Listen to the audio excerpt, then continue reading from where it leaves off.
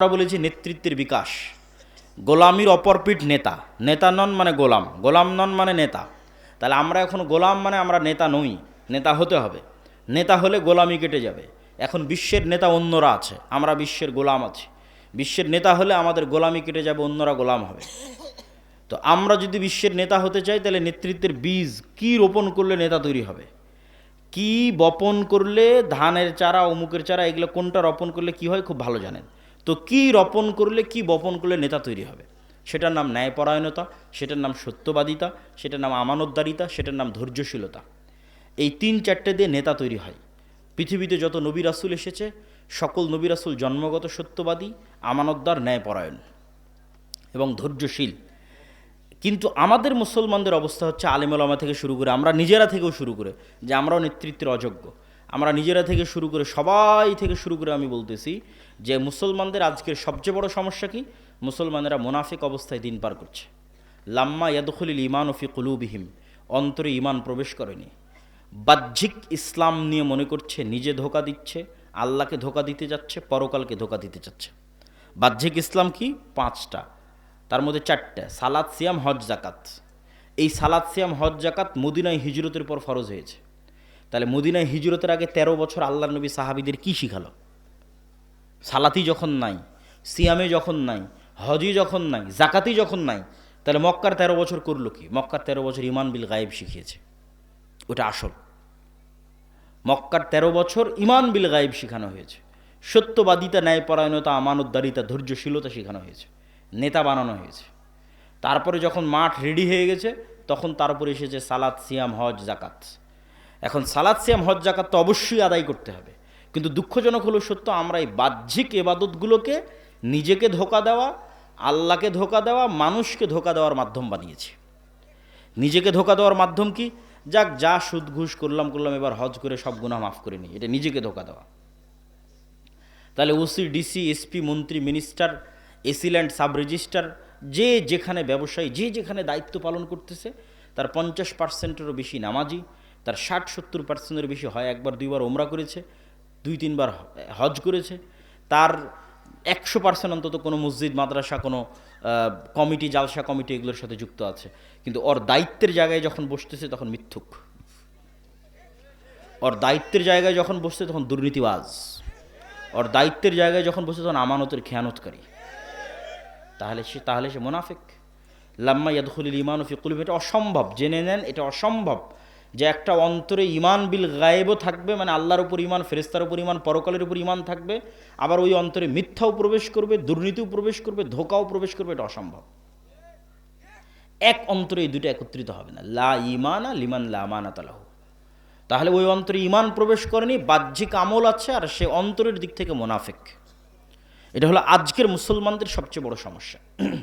এই জন্য আমি আমার বহু বক্তব্যে বলেছি আজকের মুসলমানেরা এই যুগের বানু ইসরাইল। কেননা গোলামির মাধ্যমে জাতির চরিত্র পরিবর্তন হয়ে যায়। গোলামি মে বদল জাতি হে কওমো কি তকদির, কওমো কা জমির। আল্লামা ইকবাল বলেছেন গোলামি করতে করতে জাতির স্বভাব চরিত্র চেঞ্জ হয়ে যায়। তো বানু ইসরাইলেরা তো নবীর সন্তান। নবীর সন্তান কেমনে বলে যে আপনি আর আপনার আল্লাহ গিয়ে যুদ্ধ করেন? নবীর সন্তানেরা কেমনে বলে ঠিক আছে শনিবারের দিন মাছ ধরতে নিষেধ করলেন, আজ শনিবারের দিন আমরা বেড়া দিয়ে ঘিরে রাখবো, তো রবিবারের দিন মাছ ধরবো। 2 নম্বরই বুদ্ধি।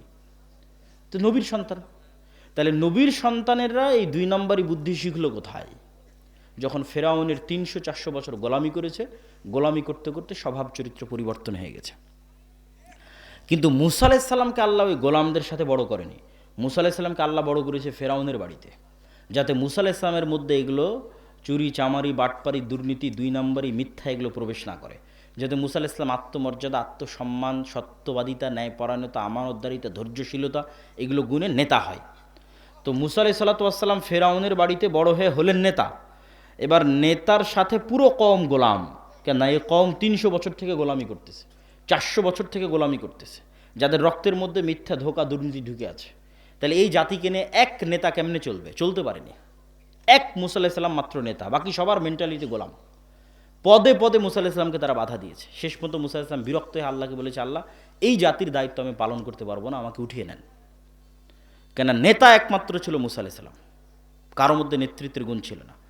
তো আজকের মুসলমানেরা জন্মগত নেতা ছিল। কেননা মুসলমানদের আদি পিতা তথা বানু ইসমাইলের বংশধর কোনোদিন গোলাম ছিল না। ফলত ইসমাইলের বংশধর পুরোটাই জন্মগত নেতা। যেমন আব্দুল মুত্তালেব কাফের এবং মুশরিক অবস্থায় মৃত্যুবরণ করেছে, কিন্তু কোনো মায়ের সন্তান দাঁড়িয়ে বলতে পারবে না যে আব্দুল মুত্তালেব কারো 1 টাকা মেরে নিয়েছে। কেউ দাঁড়িয়ে বলতে পারবে না যে আব্দুল মুত্তালেব এখানে ধোঁকাবাজি করেছে। আব্দুল মুত্তালেবের ছেলে আবু তালেব, আলী রাদিয়াল্লাহু তাআলা আনহুর পিতা, কাফের এবং মুশরিক অবস্থায় মৃত্যুবরণ করেছে, কিন্তু কেউ দাঁড়িয়ে বলতে পারবে না যে আবু তালেব কারো 1 টাকার তসরুফ করেছে, আবু তালেব কারো উপর অন্যায়ভাবে জুলুম করেছে, আবু তালেব কাউকে ধোঁকা দিয়েছে। কেন? এরা কোনোদিন গোলাম হয়নি, এরা জন্মগত নেতা, এরা কুরাইশ, এরা ইসমাইলের সন্তান, এরা জন্মগত নেতা। আবু সুফিয়ান প্রত্যেক যুদ্ধে মুহাম্মদ সাল্লাল্লাহু আলাইহি ওয়াসাল্লামের বিরুদ্ধে, বদরে মুহাম্মদ সাল্লাল্লাহু আলাইহি ওয়াসাল্লামের বিরুদ্ধে, উহুদে মুহাম্মদ সাল্লাল্লাহু আলাইহি ওয়াসাল্লামের বিরুদ্ধে, খন্দকে মুহাম্মদ সাল্লাল্লাহু আলাইহি ওয়াসাল্লামের বিরুদ্ধে নেতা তথা কাফের মুশরিকদের সর্দার, আর একদিকে মুসলমানদের সর্দার মুহাম্মদ সাল্লাল্লাহু আলাইহি ওয়াসাল্লাম। এই আবু সুফিয়ানকে যখন বাদশাহ হিরাক্লিয়াস জেরুজালেমে জিজ্ঞেস করছে মুহাম্মদ সাল্লাল্লাহু আলাইহি ওয়াসাল্লাম সম্পর্কে, তখন রেকর্ডার নাই, লাইভ নাই, ক্যামেরা নাই, কিচ্ছু নাই, তাও আবু সুফিয়ান মিথ্যা বলেনি, একটা শব্দ মিথ্যা বলেনি। কেন? এরা কুরাইশ, এরা ইসমাইলের সন্তান, এরা কোনোদিন কারো গোলামি করেনি, এদের জন্মগত স্বভাব ছিল নেতৃত্বের স্বভাব। ছিল মুশরিক, ছিল কাফের, কিন্তু গুণ ছিল নেতৃত্বের। ফলত নেতৃত্বের গুণাবলী সম্পন্ন আবু তালেবের ছেলে আলী যখন মুসলমান হয়ে গেছে, নেতৃত্বের গুণাবলী সম্পন্ন আবু সুফিয়ান যখন নিজে মুসলমান হয়ে গেছে, আবু সুফিয়ানের ছেলে মুআবিয়া যখন মুসলমান হয়ে গেছে, তাহলে একদিকে জন্মগত নেতৃত্ব আর একদিকে তাওহীদ, এই দুই শক্তিতে বলিয়ান হয়ে এরা হয়ে গেছে বিশ্বের নেতা। ছিল মক্কার নেতা, হয়ে গেছে বিশ্বের নেতা। উমাইয়ারাই সারা বিশ্ব শাসন করেছে, অর্ধ বিশ্ব শাসন করেছে। কেন? আগে থেকেই ছিল জন্মগত নেতৃত্বের গুণ, 2 নম্বরে এসে যুক্ত হয়েছে মুহাম্মদ সাল্লাল্লাহু আলাইহি ওয়াসাল্লামের কাছ থেকে তাওহীদের গুণ, গায়েবের উপর ইয়াকিন, যে সারা বিশ্বের নেতা হয়ে গেছে। এই মুসলমানেরাই যখন এই উপনিবেশ, ইউরোপীয় উপনিবেশের 150 বছরের গোলামি, এই 150 বছরের গোলামিতে আমাদের স্বভাব চরিত্র পরিবর্তন হয়ে গেছে। আমাদের রক্তের মধ্যে মিথ্যা, ধোঁকা, 2 নম্বরে দুর্নীতি এগুলো ঢুকে গেছে। আপনি আজ ইউরোপ যান, আমেরিকা যান, লন্ডন যান, সবচেয়ে বেশি মিথ্যা ডকুমেন্টস দিয়ে, মিথ্যা পেপারস দিয়ে, মিথ্যা ওয়াদা দিয়ে, মিথ্যা তথ্য দিয়ে, মিথ্যা কথা দিয়ে, মিথ্যা বেনিফিটস নিয়ে সবচেয়ে বেশি বসবাস করতেছে মুসলমানেরা। পুরো জীবনটাই মিথ্যার উপর দাঁড়িয়ে আছে। তাহলে কিভাবে তারা নেতা হবে? আর মুসলমানেরা যেন কোনোদিন সত্য বলা শিখতে না পারে, যেন মিথ্যার উপরেই, দুর্নীতির উপরেই তাদের প্র্যাকটিস চলে, এই জন্য ইহুদি খ্রিস্টানেরা 2টা জিনিস মুসলমানদের উপর চাপিয়ে দিয়ে রেখেছে। একটার নাম গণতন্ত্র আর একটার নাম সুদ। যেন কোনোদিন সত্য বলা শিখতে না পারে। গণতন্ত্র কেন? গণতন্ত্র এমন এক সিস্টেম যে ঠিক আছে, আমরা ব্রিটিশরা চলে গেলাম, আমরা সরাসরি তোমাদের উপর শাসক নাই, কিন্তু তোমরা যদি একবার সত্য বলা শিখে যাও, ন্যায় প্রতিষ্ঠা করা শিখে যাও, আমানতদার হয়ে যাও, তোমরা তো নেতা হয়ে যাবা। তোমাদেরকে গোলাম বানাতে চাইলে তোমাদেরকে মিথ্যা বলা, দুর্নীতি করা আমাদের শিখাতে হবে। এই কালচার অব্যাহত রাখতে হবে। আর এই কালচার অব্যাহত রাখার জন্য গণতন্ত্র লাগবেই। গণতন্ত্র এমন এক সিস্টেম যেখানে এক দল আর এক দলের বিরুদ্ধে বলবে তো বলবেই, একই আসনের মনোনয়ন প্রার্থী একই দলের একজন আরেকজনের বিরুদ্ধে মিথ্যা, নিন্দা, গীবত, তহমত, দুর্নীতি, টাকা দিয়ে মনোনয়ন কেনার চেষ্টা করবে।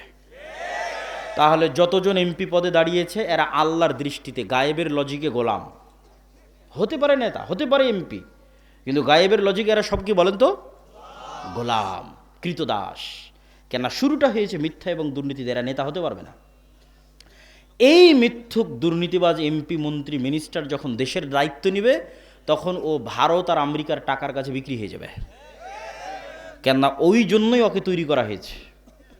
একজন সত্যবাদী আমানতদার নেতার যদি জন্ম হয়, ও তো টাকার কাছে বিক্রি হবে না। তাহলে গণতন্ত্র অব্যাহত রাখতে হবে যেন মিথ্যুক তৈরি হয়। গণতন্ত্র মিথ্যুক, দুর্নীতিবাজ, ধোঁকাবাজ তৈরির কারখানা। এখানে সব নেতা মিথ্যুক অবস্থায় আসতে হবে, ওইভাবেই কালচার তৈরি করা আছে। পয়েন্ট নাম্বার 2, সুদ। আপনাদের গাইবান্ধার যত মা বোন কিস্তিতে টাকা নিয়েছে, এরা নিজেরা তো মিথ্যা বলে, ছেলে মেয়েকেও মিথ্যা বলা শিখিয়েছে।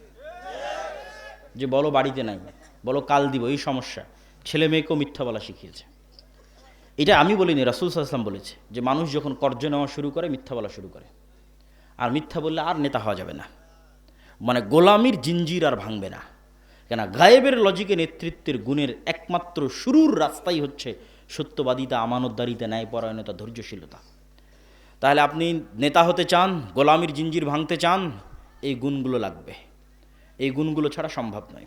পয়েন্ট নাম্বার 3, সৎ আমল। গায়েবের লজিকে গায়েবের মদদ পৃথিবীতে টেনে নিয়ে আসার শর্ত যতক্ষণ পূরণ করতে না পারবেন, গায়েবের মদদ আসবে না। আর ভূমিকাতে বলে দিয়েছি, গায়েবের মদদ ছাড়া মুসলমানদের বিজয় সম্ভব নাকি? বলেন না যে গায়েবের মদদ ছাড়া মুসলমানদের বিজয় সম্ভব? Full stop. দুনিয়ার লজিকে মুসলমানদের বিজয় সম্ভব নয়, আগেও নয়, পরেও নয়, কিয়ামত পর্যন্ত নয়। একমাত্র রাস্তা আল্লাহর সাহায্য লাগবে। তাহলে আল্লাহর সাহায্য আসার পূর্ব প্রস্তুতি স্বরূপ আল্লাহর সাহায্য পাওয়ার পূর্ব শর্ত পূরণ করতে হবে। তো সাহায্য পাওয়ার পূর্ব শর্তের 3 নম্বর পয়েন্ট হচ্ছে সৎ আমল। যেমন কল্পনা করেন, একদল প্রজন্ম যারা ইমান বিল গায়েবে ইয়াকিন রাখে, একদল প্রজন্ম যারা মিথ্যা বলা জানে না, দুর্নীতি ধোঁকাবাজ 2 নম্বরই জানে না, সত্যবাদী আমানতদার ন্যায়পরায়ণ। 3 নম্বর, এই প্রজন্ম মোটামুটি আল্লাহর গায়েবী মদদ অর্জনের যোগ্যতা অর্জন করতেছে। 3 নম্বর, আল্লাহর গায়েবী মদদকে আসমান থেকে টেনে নিয়ে আসতে পারে সৎ আমল। দেখেন রাসূলুল্লাহ সাল্লাল্লাহু আলাইহি সাল্লাম যখন বদরের যুদ্ধে যাবে, কোথায় উনি আল্লাহর নবী, উনি তো মনে করতে পারে যে আমি একবার আল্লাহকে বললেই হলো যে আল্লাহ বদরে বিজয় দরকার। সেখানে উনি সারা রাত ইবাদতে কাটিয়ে দিয়েছেন। আবু বকর রাদিয়াল্লাহু তাআলা আনহু পর্যন্ত ক্লান্ত হয়ে গেছে, এত লম্বা সময় কিভাবে দাঁড়িয়ে থাকা যায় সালাতে, আপনি যথেষ্ট হয়েছে, আর করিয়েন না, ইনশাল্লাহ আল্লাহ সহযোগিতা করবে। তো মুহাম্মদ সাল্লাল্লাহু আলাইহি ওয়াসাল্লাম রাতে উঠে সালাত আদায় করছেন কেন? এটা গায়েবী মদদ পাওয়ার পূর্ব শর্ত। গায়েবের মদদ যে টেনে নিয়ে আসবে আসমান থেকে, ফেরেশতা যে নামবে, তার পূর্ব শর্ত হচ্ছে রাতের সালাত লাগবে। সৎ আমল গায়েবের মদদকে পৃথিবীতে টেনে আনতে পারে। 5 ওয়াক্ত সালাত অনেক বড় সৎ আমল। আর সৎ আমলের মধ্যে সবচেয়ে বড় সৎ আমল যা গায়েবের মদদকে পৃথিবীতে টেনে আনতে পারে, একটা রাতের সালাত, একটা সকাল সন্ধ্যার জিকির। আল্লাহর সাহায্যকে পৃথিবীতে নামিয়ে নিয়ে আসতে পারে এমন 2টা সর্বশ্রেষ্ঠ টেকনোলজির নাম রাতের সালাত, সকাল সন্ধ্যার জিকির। সকাল সন্ধ্যার জিকির কেন এত পাওয়ারফুল? সকাল সন্ধ্যার জিকির পৃথিবীর সকল অসম্ভবকে সম্ভব করতে পারে। পৃথিবীর এমন কোনো অসম্ভব নাই যে অসম্ভব সম্ভব নয় সকাল সন্ধ্যার জিকির দিয়ে। কেন সকাল সন্ধ্যার জিকির এত পাওয়ারফুল? তার আগে আপনাকে বুঝতে হবে আওয়াজ কেন পাওয়ারফুল। আল্লাহ সুবহানাহু তাআলা আসমান এবং জমিন সৃষ্টি করেছে আওয়াজ দিয়ে, কুন ফায়াকুন। আল্লাহ সুবহানাহু তাআলা আসমান, জমিন, চন্দ্র, সূর্য, তারকা, নক্ষত্র ধ্বংস করবে আওয়াজ দিয়ে। ইসরাফিলের বাঁশির আওয়াজ, ওই আওয়াজ যখন যাবে আসমান ওই আওয়াজ রিসিভ করবে, ওই আওয়াজ যখন যাবে জমিন ওই আওয়াজ রিসিভ করবে, ওই আওয়াজ যখন যাবে চন্দ্র ওই আওয়াজ বুঝবে, সূর্য ওই আওয়াজ বুঝবে। এইভাবেই সেট আপ করা আছে, এইভাবেই ডেভেলপ করা আছে, এইভাবেই ইনস্টল করা আছে। আওয়াজ বুঝা মাত্র সব ভেঙ্গে চুরে চৌচির হয়ে যাবে। আওয়াজ সবচেয়ে পাওয়ারফুল, আওয়াজ সবচেয়ে শক্তিশালী। তার আরেকটা প্রমাণ নেন, ইউসাব্বিহু লিল্লাহি মা ফিস সামাওয়াতি ওয়া মা ফিল আরজ। আসমান, জমিন এবং তার মধ্যে যা কিছু আছে এটা কিন্তু গায়েব। আপনাকে গায়েবের নলেজ দিচ্ছি, গায়েবের লজিক দিচ্ছি। আল্লাহ কি বলছেন? আসমান, জমিন এবং তার মধ্যে যা কিছু আছে, তার প্রত্যেকটা জীব জন্তু, জড়বস্তু, জড় পদার্থ, পশু পাখি, পোকা মাকড়, ধুলা বালি, মাটি, কাপড় চোপড় সব আল্লাহর তাসবিহ পাঠ করে। তাহলে ওই আউর পলও আল্লাহর তাসবিহ পাঠ করতেছে, এই টিস্যু আল্লাহর তাসবিহ পাঠ করতেছে, এই কাঠও আল্লাহর তাসবিহ পাঠ করতেছে। তাহলে এগুলো সবগুলো থেকে আওয়াজ বের হচ্ছে, আওয়াজ। যদি আপনি শুনতে পারতেন, আল্লাহ যদি আপনাকে শোনার ক্ষমতা দিত, তাহলে আপনি শুনতে পেতেন যেগুলো সবগুলো থেকে 24 ঘন্টা তাসবিহ বের হচ্ছে। কিন্তু আপনি শুনতে পাচ্ছেন না কেন? যেমন পিঁপড়ার চলার আওয়াজ আপনি শুনতে পান না, পায়েরও একটা আওয়াজ আছে, ওই আওয়াজ হাতি বুঝতে পারে যে পিঁপড়া যাচ্ছে, পিঁপড়ার পায়ের আওয়াজ। আর এক প্রাণী বুঝতে পারে। ওই লেভেলের আওয়াজ শোনার ক্ষমতা আপনার নাই, কিন্তু এগুলো প্রত্যেকটা থেকে আওয়াজ বের হচ্ছে। আওয়াজ সবচেয়ে শক্তিশালী, আওয়াজ সবচেয়ে পাওয়ারফুল।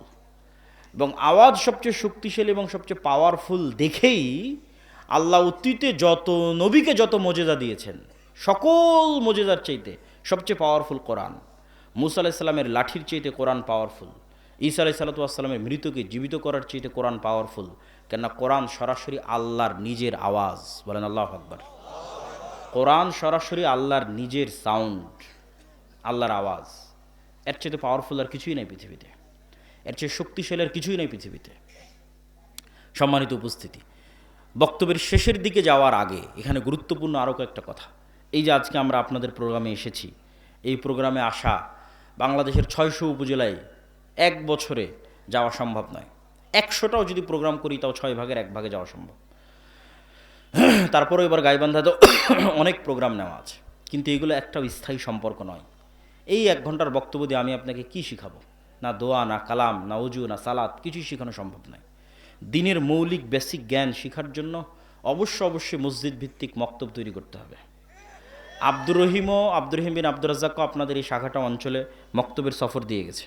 এই মক্তবের শিক্ষকগুলোকে জামিয়া সালাফিয়া ডাঙ্গিপাড়া, পাওয়া, রাজশাহীতে আর দাওয়া ইলাল্লাহর অধীনে ট্রেনিংয়ে পাঠাতে হবে। প্রতিনিয়ত ট্রেনিং চলতেছে।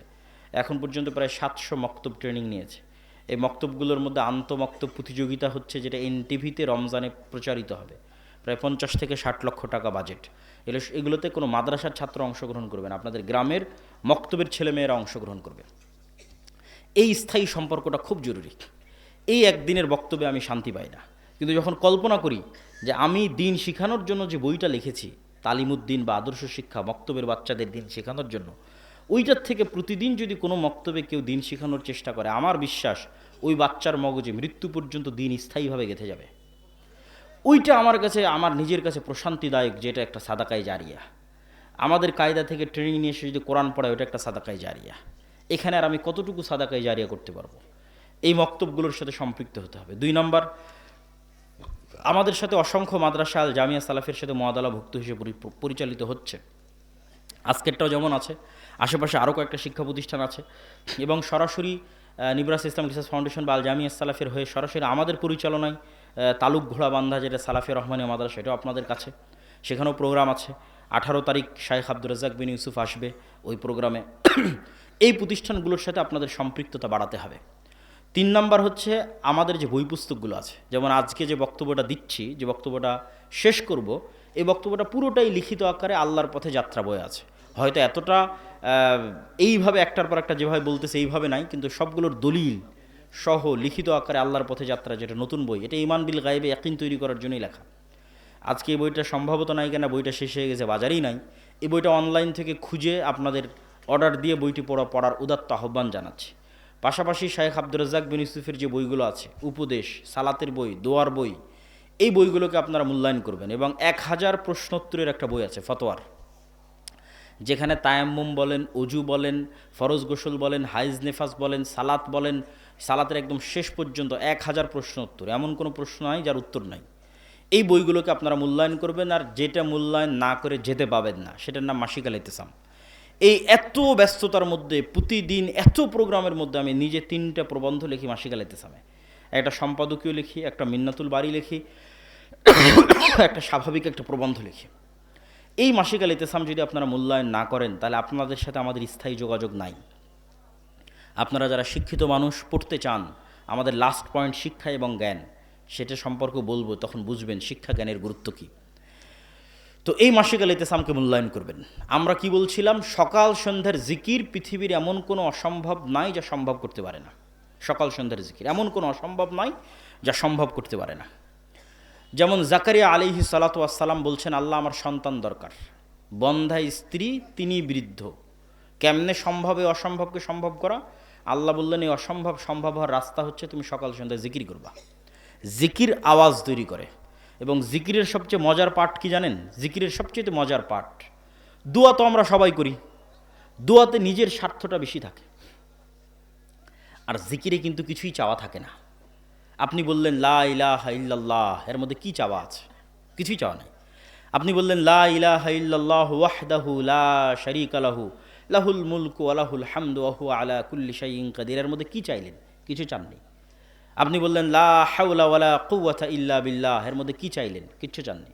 আপনি বললেন সুবহানাল্লাহি ওয়া বিহামদিহি সুবহানাল্লাহিল আযীম, এর মধ্যে কি চাইলেন? কিচ্ছু চাননি। আপনি বললেন সুবহানাল্লাহ, আলহামদুলিল্লাহ, আল্লাহু আকবার, কি চাইলেন? কিচ্ছু চাননি। এই জন্য দোয়ার চাইতেও পাওয়ারফুল হচ্ছে জিকির। কেননা দোয়াতে মানুষের নিজের ব্যক্তি স্বার্থ একটু হলেও কাজ করে, যে আল্লাহ আমার এটা দরকার, আমার এটা দরকার, আমার এটা দরকার। আর যখন আপনি জিকির করতেছেন, তখন পুরোটাই নিঃস্বার্থভাবে আল্লাহর জন্য। এবং সব ফেরেশতাদের বৈশিষ্ট্য জিকির। আসমান জমিন, জীব জন্তু, পশু পাখি সবাই আল্লাহ সুবহানাহু ওয়া তাআলার জিকির করে, মানে তাসবিহ পাঠ করে। এই জন্য তাসবিহ পাঠ খুবই গুরুত্বপূর্ণ, খুবই পাওয়ারফুল। সকাল সন্ধ্যা, সকাল সন্ধ্যা মানে ফজরের পর থেকে সূর্য ওঠা পর্যন্ত, আর সন্ধ্যা মানে সূর্য ডুবার পরে নয়, সন্ধ্যা মানে আসর থেকে সূর্য ডুবা পর্যন্ত। এটা একটি হারানো আমল, যা আমাদের আদায় করা উচিত। পয়েন্ট নাম্বার 4, মুসলমানদের বিজয়ের জন্য 4 নম্বর পয়েন্ট, শিক্ষা এবং জ্ঞান। মুসলমানরা গোলামি থেকে মুক্তি পাবে, স্বাধীন হবে, নেতা হবে। পয়েন্ট নাম্বার 4, শিক্ষা এবং জ্ঞান। আল্লাহ সুবহানাহু তাআলা যে সিস্টেমের উপর পৃথিবী ডেভেলপ করেছেন, এই সিস্টেম উনি ভাঙতে চান না, খুব কম ভাঙেন। যেমন আল্লাহর পৃথিবীর সিস্টেম কি, কাউকে যদি আগুনে নিক্ষেপ করা হয় পুড়ে যাবে, কত বড় আল্লাহওয়ালা তাও পুড়ে যাবে। ইব্রাহিম আলাইহিস সালামের ক্ষেত্রে আল্লাহ সিস্টেম ব্রেক করে আগুনকে থামিয়ে দিয়েছেন। কিন্তু আসহাবুল উখদুদ সূরা বুরুজের ঘটনা পড়েন, ওদেরকে আগুনে নিক্ষেপ করা হয়েছে, আগুন ওদের জ্বালিয়ে দিয়েছে। আজ গাজা থেকে আল্লাহওয়ালা মানুষ নাই, পরহেজগার মানুষ নাই।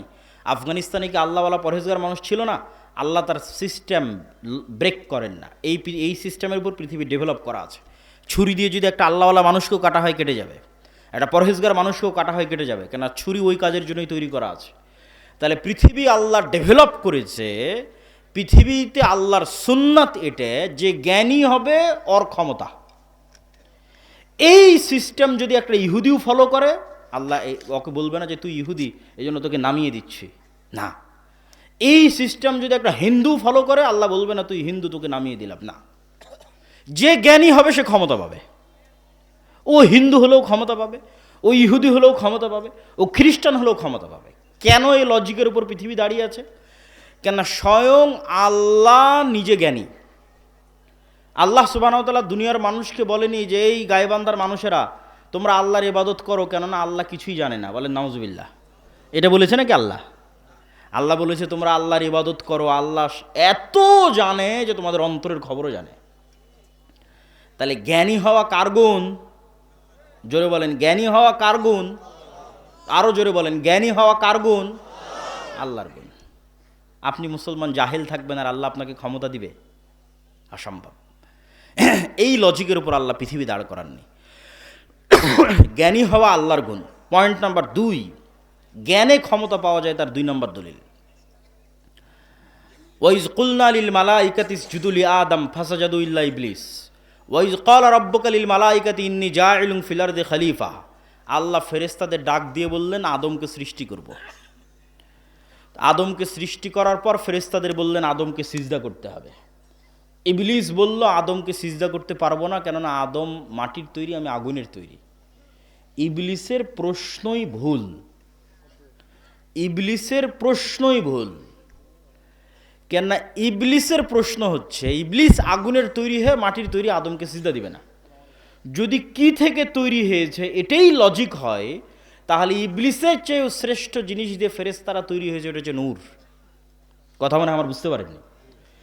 আগুনে তৈরি হওয়ার কারণে ইবলিস যদি আদমের তৈরি, মাটির তৈরি আদমকে সিজদা না করে, তাহলে ফেরেশতারা নূরের তৈরি, তো জিনের চেয়েও শ্রেষ্ঠ জিনিস দিয়ে তৈরি হয়েছে, তারা কেমনে সিজদা করবে? প্রশ্ন কেন ভুল? আল্লাহ আদমকে তৈরি হওয়ার কারণে, কি থেকে তৈরি করেছে এই কারণে সম্মান দেয়নি। আল্লাহ আদমকে সম্মান দিয়েছে কেন? আদম ফেরেশতার চেয়েও জ্ঞানী, জিনের চেয়েও জ্ঞানী। বলেন আল্লাহু আকবার। জ্ঞানের শ্রেষ্ঠত্বে সিজদা চলতেছে,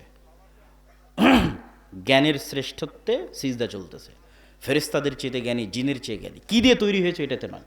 অত প্রশ্নই ভুল। ইবলিসকে সিজদা করতে হবে কেন? আদম আলাইহিস সালাম তখন ইবলিসের চেয়েও জ্ঞানী, ফেরেশতাদের চেয়েও জ্ঞানী। কিয়ামত পর্যন্ত যে জাতি জ্ঞানে এবং শিক্ষায় এগিয়ে যাবে সে জাতি ক্ষমতা পাবে। এইটাই আল্লাহর লজিক, এটার উপরেই আল্লাহ পৃথিবী ডেভেলপ করেছে। ওই যে যুদ্ধের কথা বললাম, 300 জন ব্যক্তি পানি পান না করে নদী পার হয়ে, তলুত আর দাউদ, ওই যুদ্ধের আগে বানু ইসরায়েলেরা একত্রিত হয়ে নবী শামুইলের কাছে গেছিল যে আমরা জেরুজালেম উদ্ধার করতে চাই, একটা নেতা বানিয়ে দেন। এখন এই যে পাদুম শহরের এই মাদ্রাসা, এই মাদ্রাসার থেকে যদি 10 জন লোক আমার কাছে আসে, এসে বলে যে এই মাদ্রাসায় আমরা একটা প্রোগ্রাম করতে চাই, আপনি আমাদের মধ্যে কাউকে দায়িত্ব দেন, কে প্রোগ্রাম করবে? তো আমি কি ওদের মধ্যেই দায়িত্ব দিব না ওদের বাইরে কাউকে দায়িত্ব দিব? ওদের মধ্যেই কাউকে দায়িত্ব দেব। তো বানু ইসরায়েলেরা বড় বড় নেতা 10-15 জন গেছে নবীর কাছে যে আমাদের একটা নেতা বানিয়ে দেন। তখন নবী বলছে আল্লাহ তোমাদের নেতা বানিয়ে দিয়েছে তালুতকে। এরা ডানে বামে খুঁজে পায় না তালুতকে। স্টেজে এতগুলো মানুষ বসে আছে, এর মধ্যে কে তালুত? কেউ নয়। ওই কোথায় কোন গ্রামে এক গরিব মানুষ যাকে কেউ চেনে না, যে নেতা নয়, ওর নাম তালুত। তখন বানু ইসরায়েলরা বলছে, এই নেতারা জিজ্ঞেস করছে যে তালুত না টাকা আছে, তালুতের না বংশমর্যাদা আছে, সে নেতা হয় কেমনে? এবার আল্লাহ বলছে তালুতকে আমি কেন নেতা করেছি, বাস্তাতাং ফিল ইলমি ওয়াল জিসিম, তালুতকে নেতা বানিয়েছে কেন না তালুত তোমাদের চেয়ে জ্ঞানী বেশি, বলেন আল্লাহু আকবার। তাহলে আল্লাহর গায়েবের লজিকে ক্ষমতা কার, জ্ঞান যার। ক্ষমতা কার বলেন তো, নেতাকে, জ্ঞানে যে আগিয়ে। এখন আপনি বলেন যে আপনি যদি একটা ইহুদি পাড়ায় যান, একটা ইহুদি গোত্রে যান, ওর ছেলে মেয়ে কী করছে আর আপনার এই গাইবান্ধা শাখাটার ছেলেমেয়েরা কী করছে। গাইবান্ধা শাখাটার ছেলেমেয়েরা বিড়ি, সিগারেট, জুয়া, নেশা, মদ, তামাক, তারপরে free fire, PUBG, TikTok, Facebook, এমন কোনো সময় নষ্টের রাস্তা নাই যে সময় নষ্টের রাস্তা এরা সময় নষ্ট করতেছে না। তাহলে এরা নেতা হবে না গোলাম হবে? গোলাম হবে। আর ও যদি ইহুদিও হয়, ও যদি হিন্দুও হয়, জ্ঞানের পিছনে সময় দিচ্ছে পৃথিবীর নেতৃত্ব। আর এই লজিকের উপরে আল্লাহ পৃথিবী তৈরি করেছে, এটার উপরেই পৃথিবী দাঁড়িয়ে আছে। অতএব জ্ঞানী হওয়া ছাড়া কোনো রাস্তা নাই, জ্ঞানী হওয়া ছাড়া কোনো রাস্তা নাই। আপনি ঢাকা বিশ্ববিদ্যালয়ে যান, যখন ফুটবল বিশ্বকাপ হবে গোটা ঢাকা বিশ্ববিদ্যালয় মিলে বড় স্ক্রিন লাগিয়ে ফুটবল খেলা দেখবে, এরকম একটা রেকর্ড আপনি অক্সফোর্ড, ক্যামব্রিজ, হার্ভার্ড ইউনিভার্সিটির এনে দেবেন। তাহলে নেতা ঢাকা বিশ্ববিদ্যালয়ের ছাত্ররা হবে বিশ্বের, না নেতা অক্সফোর্ড ক্যামব্রিজের ছাত্ররা হবে? অক্সফোর্ড ক্যামব্রিজের ছাত্ররা হবে। কেন? ওরা ওদের সময়কে জ্ঞানের পিছনে লাগাচ্ছে। আর